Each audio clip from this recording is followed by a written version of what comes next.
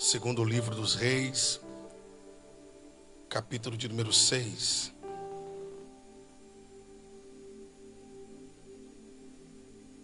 Glória a Deus. Enquanto os irmãos procuram, eu quero, em rápidas palavras, glorificar a Deus por retornar a esta casa. É sempre uma alegria, é sempre um privilégio poder falar a palavra de Deus aqui nesse lugar. Que Deus em Cristo abençoe a cada um de vocês. Louvar a Deus em especial ao vosso pastor Emerson, amigo, obrigado. Deus abençoe sua vida por lembrar de nós. É sempre uma honra atendê-lo. Segundo livro dos Reis, capítulo de número 6. Segundo livro dos Reis de Israel, capítulo de número 6. Quem encontrou, por favor, diga amém. E diz assim: E os filhos dos profetas disseram a Eliseu: Eis que agora o lugar aonde habitamos contigo se tornou apertado demais para nós. Vamos, nós te rogamos, até o Jordão, e de lá cada homem tome uma viga, e façamos ali um lugar para que nós possamos habitar. Então ele respondeu dizendo: Ide. Então um dos moços disse: Alegre-te, rogo-te que vá conosco, juntamente com os teus servos. E Eliseu respondeu: Eu irei. Assim ele foi com eles. E quando eles chegaram até o Jordão, cortaram madeira. Porém, enquanto um deles estava derrubando um tronco, a lâmina do machado caiu dentro da água. E então ele gritou dizendo: Ai, meu senhor, este machado era emprestado. E o homem de Deus então disse: Aonde ele caiu? E ele lhe mostrando o lugar, o homem de Deus arrancou um pedaço de madeira e lançou dentro, e o ferro flutuou. Portanto ele disse: Toma-o para ti. E o moço, estendendo a sua mão, apanhou o machado. Quantos podem dizer amém? Queridos, olhem para cá, por favor. Eu quero ser rápido, quero ser breve, mas eu quero entregar ao seu coração uma palavra profética. Nós acabamos de abrir o segundo livro dos Reis de Israel. A verdade é que o livro que nós acabamos de ler, ele faz parte de um conjunto de outros livros, como por exemplo, o primeiro livro de Samuel, o segundo livro de Samuel, o primeiro livro dos Reis, o segundo livro dos Reis, Primeira Crônicas, Segunda Crônicas. Esses 6 livros, eles compõem, na verdade, uma crônica, a crônica dos reis de Israel. Desde o primeiro livro de Samuel, nós estamos ouvindo a respeito do início do período da monarquia em Israel. É por isso que eu quero chamar a sua atenção, porque no livro que nós acabamos de ler, está reinando sobre Israel o período da monarquia. E mesmo o período da monarquia em vigor, mesmo os reis ganhando destaque em Israel, Deus nunca ficou sem profetas. Deus nunca ficou sem uma voz. Deus nunca ficou sem alguém para falar em seu nome. Independente de quem está sentado no trono, independente de quem está usando coroa, independente de quem está sobre o governo, Deus sempre teve uma voz. Deus sempre teve alguém para falar em seu nome. E é baseado nesse texto que eu convido a vocês a uma pequena e rápida história. Nesse tempo estava em vigor uma escola chamada Escola de Profetas. A Escola de Profetas cresceu e prosperou. Quem está me ouvindo, diga amém. Mas a Escola de Profetas, que foi fundada por um grande profeta chamado Samuel. Samuel foi um dos maiores profetas que Deus levantou sobre a terra. Isso é tão verdade que Deus colocou sobre a vida de Samuel a tríplice coroa do chamado. Deus olhou para Samuel e entregou para Samuel a chamada, a unção, a autoridade. E qual foram elas? Deus entregou a Samuel o chamado de profeta, o chamado de juiz e a unção de sacerdote. Olha para cá. Samuel era um homem que sozinho carregava 3 unções: sacerdote, juiz e profeta. A Bíblia diz então que no período de Samuel, Deus falava diretamente com ele. O povo de Israel vivia na dependência de Deus e não dos homens. Mas diz a Bíblia que o povo de Israel então grita desesperadamente dizendo: queremos um rei. Queremos alguém para sentar no trono, usar coroa, porque os outros povos assim fazem. Israel estava vivendo um período de crise. Olha para cá. E o período de crise de Israel se intensificou ainda mais quando no meio da crise o povo de Israel começou a comparar a sua vida com a vida dos demais povos. O próprio salmista e o sábio Salomão vai deixar esse conselho. A própria Bíblia vai deixar que em tempos de guerra, de crises e dificuldades, jamais ouse a comparar sua vida com alguém. A comparação é uma ferramenta ilusória. A comparação é uma ferramenta enganosa. Por quê? Porque todo alguém que passa por um período de crise e dificuldade, e ele vai tentar comparar a sua vida, ele nunca vai comparar a sua vida com alguém que está pior do que ele. A verdade é que todo alguém que está enfrentando uma dificuldade, uma crise, uma luta, uma certa limitação, toda vez que alguém passa por esse processo e ele for ousar comparar sua vida com alguém, ele sempre vai comparar sua vida com alguém que está melhor do que ele. Por exemplo, se alguém por aqui passa dificuldades financeiras, ele vai sempre comparar a vida de alguém que está melhor financeiramente do que ele. Se alguém passa por uma crise no casamento, ele sempre vai olhar nas redes sociais e vai admirar ao ponto de invejar alguém que está aparentemente vivendo uma vida conjugal melhor do que a dele. É por isso que a própria Bíblia vai dizer que não ousamos a comparar a nossa própria vida. O salmista vai dizer algo interessante. Ele vai dizer: não invejai a riqueza que os ímpios têm, mas vale o pouco que o justo tem do que a riqueza deles. Nós não devemos comparar a nossa vida. A comparação é uma ferramenta de engano. A comparação é uma ferramenta ilusória.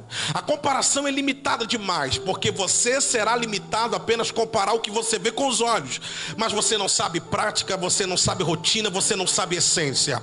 É por isso que o povo de Israel, quando começou a viver um período de crise, dificuldade, de problema, o povo de Israel se assentou e começou a comparar os outros povos. Então na cabeça do povo de Israel eles disseram: nós estamos enfrentando dificuldade e aqui está o motivo. Todos os povos têm reis e nós não temos. Todos os povos têm reis e nós não temos. Nós estamos vivendo um período de teocracia. Somos aldeia perto das nações.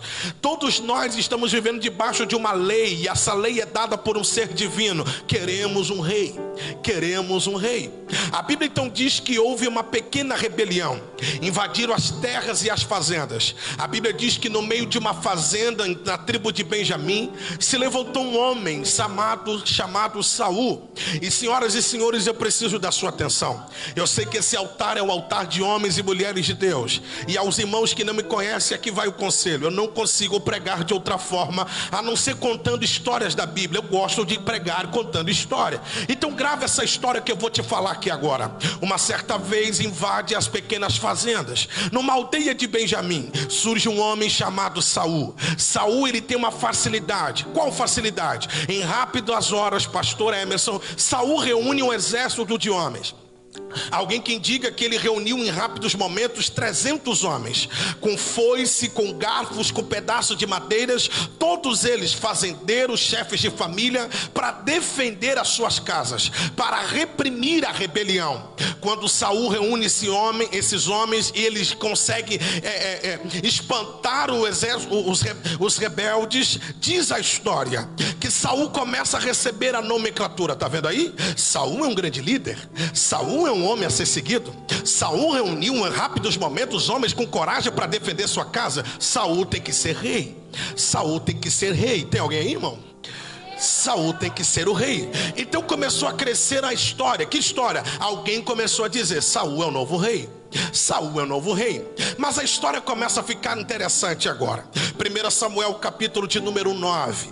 Diz a Bíblia que Saul ele está cuidando das jumentas do seu pai. Ele perde as jumentas do seu pai. Saul procura em todos os lugares, até que a Bíblia diz, pastores, queridos irmãos, que um jovem, um homem se apresenta diante de Saul e diz: Saul, vamos até a casa do profeta. Certamente o profeta vai ter uma palavra para nós, e certamente você receberá o direcionamento para encontrar suas jumentas. A Bíblia diz que Saul olhou para o garoto e disse: eu até iria, mas eu não posso. Eu não tenho nada para oferecer ao profeta. Eu não posso chegar na casa do profeta de mãos vazias. E a tradição judaica era mais ou menos assim: se você quisesse visitar a casa de um profeta, principalmente para querer algo para a sua vida, jamais você iria na casa do profeta com as mãos vazias. É questão de coerência e honra. Saul então diz ao moço: eu não tenho nada para oferecer ao profeta. O moço então responde a Saul dizendo: não seja por isso, eu tenho aqui 1/3 de ciclo de prata, ou seja, metade de uma bolsa. Vamos até a casa do profeta, eu vou ofertar na vida do profeta, e certamente o profeta terá uma palavra para nós. Quem está me ouvindo, diga amém, por favor. A Bíblia então diz que eles vão até a casa do profeta Samuel. E isto aqui é profeta de verdade. Quando eu falo de profeta, eu não estou falando de nomenclatura. Quando eu falo de profeta, eu não estou falando de alguém que se chamou, autodenominou profeta. Nada contra, mas também nada a favor. Cada um. Mas veja que interessante, o profeta da Bíblia, um pequeno conselho. Profeta na Bíblia é todo aquele que fala em patós. A palavra patós em hebraico significa sentimento e orientação de Deus. Ou seja, profeta é aquele que não fala o que quer, não vive o que quer, não diz o que... não sente o que quer, mas tudo que ele faz pelo sentimento e direcionamento de Deus. A Bíblia então diz que eles vão até a casa do profeta Samuel. Quando eles batem na porta do profeta, o profeta abre a porta, e quem gosta de história começa a ficar interessante agora. Quando o profeta abre a porta, diz a Bíblia que o profeta olhou para eles e disse: eu já sabia que vocês iriam chegar. Tá vendo aí? Isso aqui é profeta. A Bíblia vai dizer que o Saul e o moço então olham para o profeta, diz em 1 Samuel capítulo 9: nós viemos aqui em busca de uma orientação. O profeta nos dá uma aula. O profeta nos dá um dos maiores ensinamentos da história. O profeta então olha para eles e diz: antes de qualquer coisa, antes de vocês receberem o que vocês vieram buscar, na minha casa tem ordem. E aqui é assim: entra na minha casa, porque o banquete está servido, e sente em volta da mesa e coma o banquete primeiro. Eu vou falar de novo. Eles entraram até a casa do profeta e eles disseram: nós viemos em busca de uma resposta. Nós viemos em busca de uma resposta. Nós viemos em busca de uma resposta. O profeta então diz: nada contra quem veio buscando uma vitória, mas aqui tem ordem, e a ordem funciona assim: primeiro entra, senta na mesa e coma o banquete. Eu vou falar de novo. Aqui tem ordem. Primeiro você entra, você senta na mesa e você come o banquete. Primeiro você entra, tem gente que já está entendendo, senta na mesa e come o banquete. Por quê? Porque antes de você chegar, o banquete já estava servido sobre a mesa. Arilson, você está dizendo que é pecado criar expectativa? Claro que não. Quando você vir à igreja, convide sua família, coloque sua melhor roupa, coloque o seu melhor perfume, convide a sua casa, chama a sua esposa, convide os seus filhos, por que não? Igreja, cultuar é coisa de família. Venha para cá, aumente sua expectativa, ative a sua fé. Venha num culto de uma quinta-feira como essa, com a certeza de que Deus tem resposta, que Deus tem palavra, que Deus tem milagre. Não tem problema nenhum quanto a isso. Crie expectativa, venha com a certeza de que alguma coisa vai acontecer. A porta vai abrir, correntes vão quebrar, milagres vão acontecer, porque Deus é o Deus que de fato supera a nossa expectativa. Mas tudo bem, eu posso ir no culto com expectativa? Pode, só que você precisa aprender uma coisa: o que? Aqui tem ordem e tem um cronograma que precisa ser seguido. E qual é? Aqui, antes de você receber qualquer coisa, senta na mesa e coma o banquete. Senta na mesa e coma o banquete. Eu tenho uma palavra para alguém. Todos todos os dias, eu vou dizer uma coisa, pastor, exército, nem todo dia era dia de multiplicação de peixes, mas todo dia tinha palavra. Nem todo dia o cego enxergava, mas todos os dias tinha palavra. Nem todos os dias o morto ressuscitava, mas todos os dias tinha palavra. Nem todos os dias era dia de milagre acontecer, mas todos os dias tinha uma coisa, o que? Não faltava palavra. Posso falar? Quem vem aqui só por causa do que ele é capaz de dar, poderá voltar frustrado. Agora, quem veio para se alimentar do banquete, tem uma palavra de Deus para você. Eu vou melhorar. Tem uma palavra de Deus para você. Eu vou melhorar. Eu não estou falando da palavra do homem. Eu não estou falando da palavra de A, B, C ou D. Eu estou falando da palavra de Deus. Eu vou dizer de novo. Eu estou falando da palavra de Deus. Aqui não tem revogação. Eu vou falar. Ninguém consegue revogar o decreto liberado através dessa palavra. Você que é do direito, receba esta palavra. Ninguém consegue revogar o decreto liberado por esta palavra. Quer mais? A Bíblia diz: se o Filho do Homem te libertar, verdadeiramente sereis livres. Palavra. Conhecereis a verdade. Palavra. E a verdade vos libertará. E ele era o verbo. Palavra. O verbo estava com ele. Palavra. E o verbo se fez carne. Palavra. Nem só de pão viverá o homem, mas de toda a palavra que sai da boca de Deus. Eu vou melhorar. E no princípio todas as coisas foram feitas pelo poder da sua palavra, e pelo poder da sua palavra tudo que existe foi criado pela palavra de Deus. Eu dou uma pausa na minha pregação só para dizer que pelo poder da palavra tem gente que vai receber a sua vitória aqui. Palavra. Entra primeiro, senta na mesa, porque o banquete está servido. Aleluia. Aleluia. Posso falar? Com fome ninguém volta para casa. Vou falar de novo. Com fome ninguém volta para casa. Haverá sempre uma palavra de Deus para o seu coração. Eu dou uma pausa aqui porque eu senti algo de Deus aqui. Deus sempre terá uma palavra para o seu coração.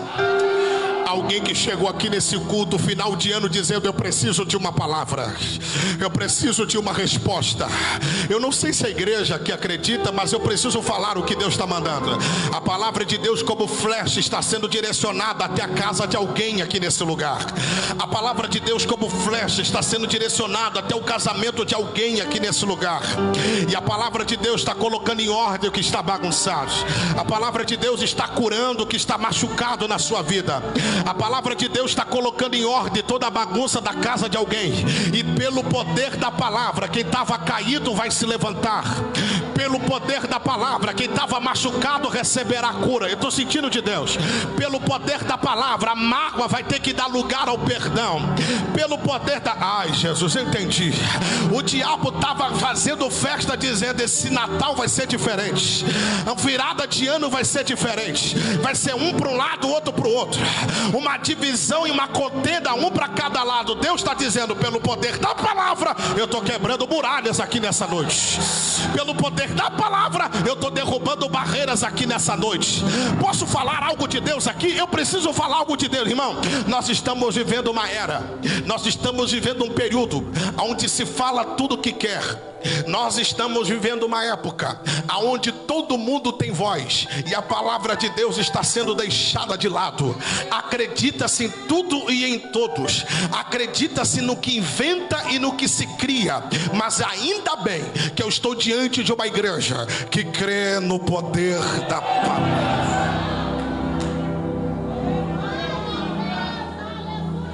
A Bíblia diz que eles entraram na casa, sentaram em volta da mesa e comeram um banquete. Depois eles terem comido aquele banquete extraordinário, diz o texto que o profeta Samuel olhou para os dois. Quem está me ouvindo? O profeta Samuel olhou para os dois. Então ele diz algo extraordinário. Eu até falo: mas ele precisa levantar e sair. Uau! O profeta Samuel olhou depois que eles participaram do banquete e disse: eu até falo o que vocês vieram buscar, mas ele precisa sair. Esse moço precisa sair. Eu fiquei um pouco preocupado. Por quê? Porque Saul só está ali por causa do moço. Se não fosse o moço ofertar, Saul não estava na mesa do profeta. Irmão, eu não entendi o porquê que o profeta mandou um moço se levantar da mesa e sair. Eu não consegui ver. Eu achei injusto o profeta dizer: eu só falo se o moço levantar e sair. Porque se não fosse, repito, aquele moço, Saul nem ali estava. Aí eu entendi. Deus é o justo juiz que justifica. O profeta ordenou que o moço saísse, e ao caso contrário, Saul não receberia a palavra se aquele moço não saísse. Tem muita gente, eu preciso falar, vai ter um gostinho de bezetacil, Massara. Não se iluda com quem pagou o passe para você ter oportunidade. Vou falar de novo. Não se iluda com gente como esse moço, que pagou para dar oportunidade a Saul. Por quê? Porque esse moço é esperto. Esse moço ficou sabendo que o nome de Saul era o mais cotado para ser o rei. Então ele, de forma inteligente, ele diz: já que ele vai ser o futuro rei, eu vou investir o que eu puder para que ele chegue lá. Por quê? Porque o intuito do garoto é comprar passe livre no palácio. Vou falar de novo. O interesse do garoto é comprar uma oportunidade no palácio. Mas posso falar uma coisa? No projeto de Deus ninguém compra oportunidades. Vou falar de novo. No projeto de Deus ninguém compra oportunidades. É por isso que tem gente que chega em você dizendo: conta pra mim qual é o segredo. Tem gente que chega pra você e diz: fala pra mim, você ganhou quanto? Você fez o quê? Falou com quem? Se relacionou com quem? As pessoas não conseguem entender que para chegar aonde Deus está colocando você, é joelho dobrado, lágrima no altar e crer na promessa de Deus. Levante uma das suas mãos. Levante uma das suas mãos. Dinheiro não vai comprar o milagre que Deus tem preparado para você. Eu vou falar de novo. Dinheiro não vai conseguir comprar o milagre que Deus tem preparado para você. Eu vou apertar mais um pouco. Influência não vai comprar a chamada que Deus tem entregado para você. Network não vai comprar o projeto que Deus tem preparado para você. Quando você chegar naquele grande dia, ninguém vai poder dizer: tá lá porque eu ajudei, tá lá porque eu fiz, tá lá porque eu coloquei. Quando você chegar lá, não vai sobrar dúvida, foi Deus.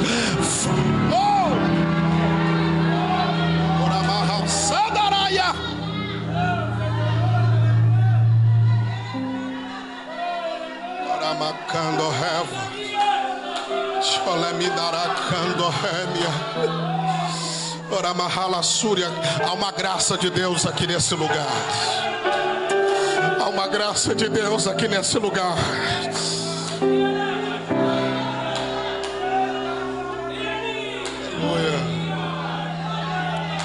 É Deus que vai te colocar lá. É por isso que está difícil. É por isso que está ficando cada dia mais complicado. Para que não reste dúvida, foi Deus. Vou falar de novo, foi Deus. Eu vou falar de novo, foi Deus. Até alguém receber essa palavra no seu coração. Eu sei que está difícil. Eu sei que a cada momento que passa estreita mais, mas é que não vai ficar dúvida. O que vai acontecer na sua vida será obra de Deus. Olhe para cá que eu quero encerrar. A Bíblia diz então que o profeta diz: eu até falo, mas ele precisa sair. Tem gente que entra ano e sai ano e não consegue entender o porquê que nada muda na sua vida. Tem gente que entra ano e sai ano e não consegue entender o porquê que as coisas continuam travadas. Tem gente que entra ano e sai ano e não consegue entender o porquê que Deus não fala, o porquê que Deus não rompe, o porquê que o negócio não flui. E às vezes você pensa que é você, às vezes você pensa que é o diabo, às vezes você pensa que é até Deus travando. E Deus está falando com alguém aqui só para explicar uma coisa: nem sempre é você, nem sempre é o diabo. Às vezes é quem está perto. Posso falar ou não? Não se iluda com quem está perto. Porque a Bíblia nos ensina em João que nem sempre quem está perto está junto. Vou falar de novo. A Bíblia diz, Wesley, a Bíblia diz que Pedro estava na beira da praia. A Bíblia diz que os outros discípulos estavam perto de Pedro. E Pedro então diz: certamente eu vou ao mar e eu vou pescar. A Bíblia diz que os discípulos que estavam perto ficaram. E diz o texto que Tiago e João foram juntos. É simples. Isto é uma prova de que nem sempre aquele que está perto está junto. Ai, meu Deus. Porque às vezes aquele que vai estar junto nem sempre está perto. Tem alguém aí, não? Aí o profeta diz: a condição é simples, qual? Ele precisa sair. Posso falar ou não? Você vai perceber que a saída de certas pessoas em certos ambientes vai destravar certas coisas. Vou repetir para gravar. Você vai perceber que a saída de certas pessoas de certos ambientes vai destravar certas bênçãos. A Bíblia diz então que o profeta olhou para Saul e disse: você será o capitão de Israel, o príncipe de Israel. No capítulo de número 10, diz o texto que o povo vai continuar gritando: Saul é rei, Saul é rei, Saul é rei, Saul é rei. Então eles chegam diante do profeta Samuel e diz: Samuel, vai ter que ungir ele a rei. Samuel pega um vaso com azeite e vai derramar sobre a cabeça de Saul. Só que ele vai no ouvido de Saul e diz algo: o quê? Porventura Deus não te colocou como príncipe da nação? Esse diálogo sempre me confundiu, até que eu entendi a história. Quando Samuel chega no ouvido de Saul e diz assim: ó, porventura Deus não te colocou como príncipe, é Samuel fazendo Saul lembrar: você não esteve lá na minha casa quando Deus te chamou de capitão? Por que agora você está aceitando o povo te chamar de rei? Ai, irmão, tem alguém aí? É Samuel indo no ouvido do camarada dizendo: Deus já te deu uma identidade e você está aceitando o que os outros estão dando. A Bíblia vai dizer que a amizade de Samuel e Saul, ela começa a ficar em declínio. Em 1 Samuel capítulo 15 ela quebra. O profeta Samuel olha para Saul no capítulo 15 e diz assim: ó, Deus está tirando de ti o teu trono, está dando ao teu próximo que será maior e melhor como rei. Daquele dia em diante, Samuel vira as costas para o rei e nunca mais fala com ele. 1 Samuel capítulo 15 é a última vez que Saul vai ter uma conversa com o profeta. Por que o profeta saiu do palácio? Porque o profeta entende: se não é para o rei me ouvir, não faz sentido ter aliança. Então daquele dia em diante, o profeta quebrou a aliança com o rei. Posso falar ou não? A ausência do profeta no palácio fez o rei procurar feiticeiro mais tarde. Nossa. Vai doer, mas eu preciso da intercessão. A ausência do profeta no palácio fez o rei, lá em capítulo 28 de 1 Samuel, correr atrás de uma feiticeira. E é isso, eu preciso da seriedade de vocês aqui.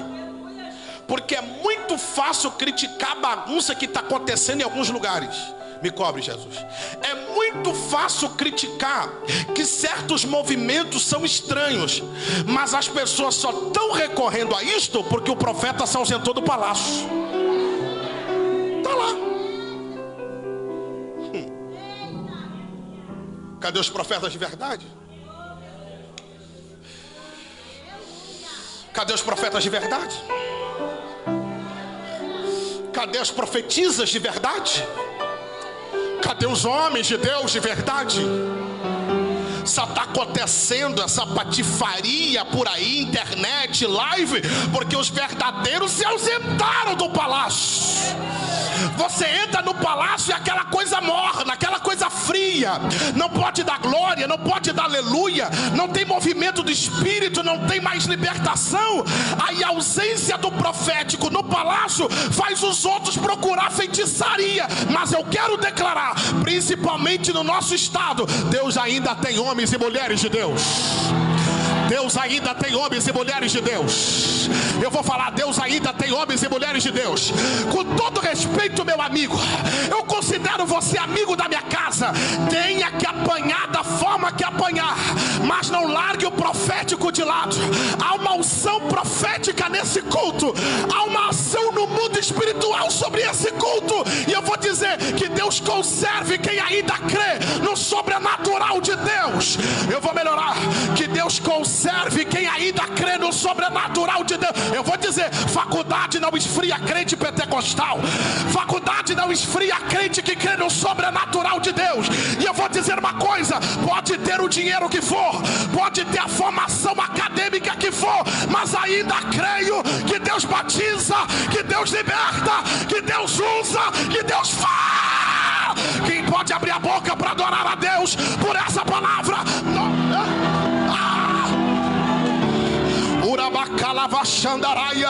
Levante as suas mãos, levante as suas mãos. O sobrenatural de Deus está acontecendo aqui agora.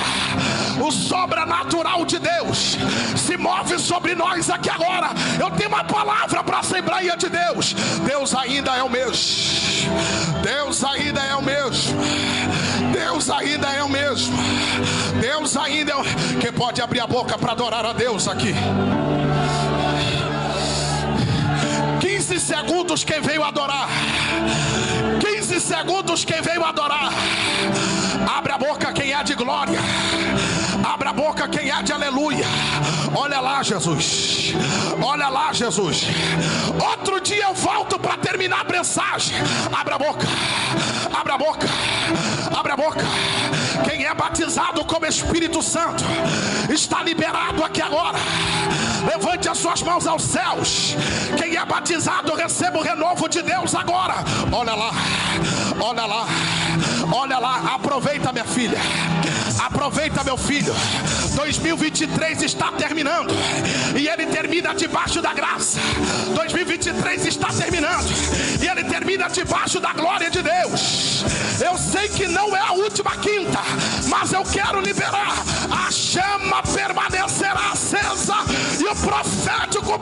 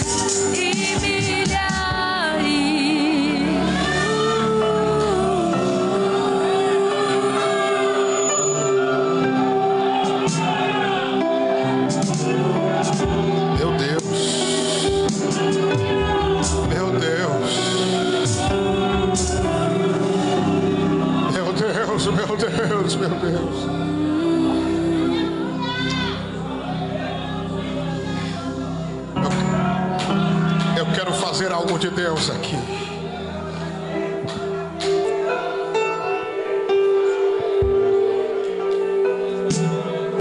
Eu quero fazer algo de Deus aqui.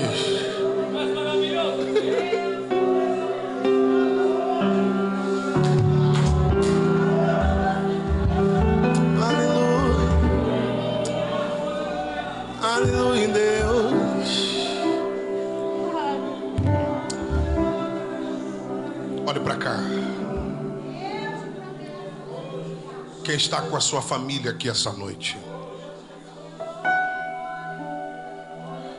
Posso fazer um convite especial aqui, pastor?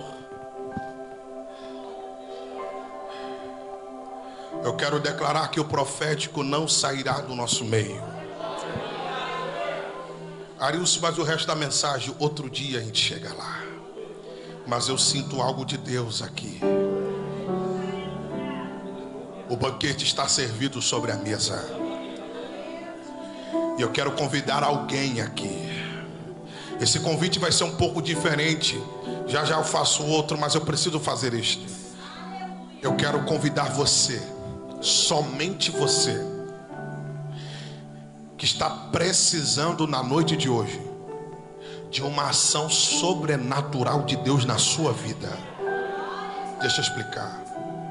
As pessoas confundem o termo sobrenatural, mas o vocábulo fala por si só. Sobrenatural é toda manifestação que excede a naturalidade. Suas forças naturais não conseguem, seus caminhos naturais não resolveram, suas ideias naturais não deram certo, seus pensamentos naturais não dão. É aí que o sobrenatural se manifesta. Para quem está aqui dentro, para quem nos assiste através da internet, eu tenho uma palavra para você. Eu quero convidar quem está aqui a vir na frente, só quem está precisando de um sobrenatural de Deus. Eu tenho uma expressão: o ano ainda não acabou. Não, olha para alguém que está do seu lado e diga: ainda dá tempo. Quem é que quer viver esse sobrenatural? Só quem quer, corre. Corre. Aleluia. Vem. Arilson, eu estou precisando do sobrenatural de Deus. Vem. Vem, vem, vem. Convide alguém da sua casa, vem. Sai do seu lugar e vem até o altar de Deus. Convide alguém da sua família e diga: vamos lá buscar o sobrenatural de Deus. Eu quero declarar que você levantará a bandeira da fé e vai testemunhar o milagre de Deus na sua vida. Vem, vem, vem. Eu quero orar por você. Tem um exército de oração que vai orar por você aqui agora. Aleluia. Aleluia, isso. Os obreiros me ajudem, por favor. Está vindo mais gente. Arilson, eu quero o meu milagre. Então venha, corre. Arilson, a porta que eu estou precisando é só Deus que pode dar. Então vem, corre. Nós queremos orar por você. Aleluia. Quem nos assiste em casa pela internet, quem nos assiste em casa pela internet, movido por Deus, eu libero esta palavra. Você não vai ser preciso correr por refúgios humanos. Você que nos assiste pela internet, Deus fará milagre na sua casa. Esse espírito de suicídio vai ser quebrado. Essa dor vai ser arrancada. Essa mágoa vai ser curada aqui agora. Estou sentindo o mover de Deus aqui. Uremianda. Você não vai terminar o ano no vermelho como você está pensando. Teu casamento não vai ser não vai sucumbir dessa forma como você está pensando. Deus está se manifestando na casa de alguém aqui agora. Olha lá. Olha lá. O Deus ainda cura. Meu Deus. Meu Deus. Na década de 80, na década de 90, reverendo Napoleão Falcão, na Assembleia de Deus em Criciúma, 10 para as 10 da noite, ele olhou para o relógio e disse: pastor Emerson, até as 10 da noite a igreja vai ouvir os passos do Espírito Santo caminhando no meio de nós. Toda a igreja saiu daquele culto dizendo que eles ouviram o barulho de madeira batendo uma na outra, como como se alguém literalmente estivesse pisando no assoalho da igreja. Deus ainda é o mesmo, e eu quero declarar que o Espírito de Deus começa a caminhar em nós. Tem gente que já caiu de joelho aqui. O Espírito, assim diz o Deus nessa noite. Quem nos assiste pela internet agora, sinta o Espírito de Deus, olha lá, renovando as suas forças agora, agora.